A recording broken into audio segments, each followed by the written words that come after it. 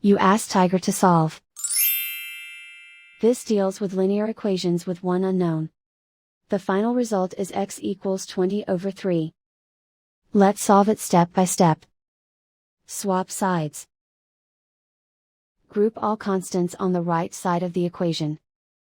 Add 23 to both sides. Simplify the arithmetic.